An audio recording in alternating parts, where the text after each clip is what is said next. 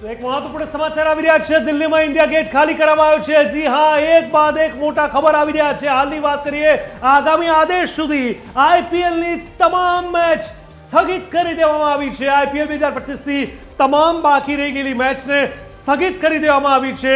ધરમપુરમાં આજની મેચ જ્યારે કેન્સલ થઈ ત્યારે જ આ એંધાણ હતા। વિદેશના તમામ દેશોના ખેલાડીઓને 2 દિવસમાં સ્વદેશ રવાના કરવામાં આવશે। પાકિસ્તાન સાથે તંગદિલી વચ્ચે સરકારે આ મોટો નિર્ણય લીધો છે અને આઈપીએલની તમામ મેચને હાલ તો રદ કરવામાં આવી। રાજસ્થાનની વાત કરીએ, રાજસ્થાનમાં જીવતો પકડાયો પાકિસ્તાનના JF-17નો પાયલટ। એટલે આમ કહી શકાય કે વોરની એક મોટી શરૂઆત। દિલ્હીમાં ઇન્ડિયા ગેટ પણ ખાલી કરાવી દેવામાં આવ્યો છે।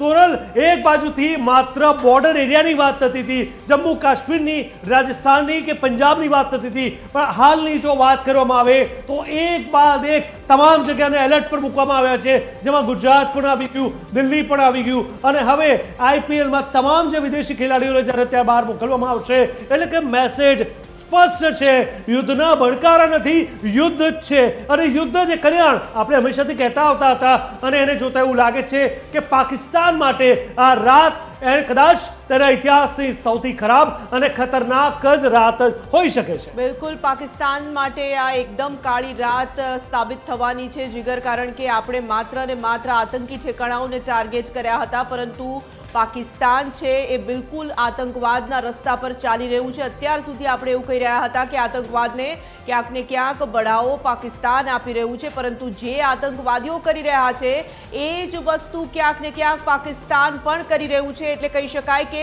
પાકિસ્તાન માટે આજની જે રાત છે તે ખૂબ જ મુશ્કેલ રાત બનવાની છે। ખૂબ જ જૂનું ગીત એક છે જીગરે, અત્યારે મારે એટલા માટે ટાંકવું જોઈએ કારણ કે આજની જે રાત છે તે ખૂબ જ નિર્ણાયક રાત સાબિત થવાની છે।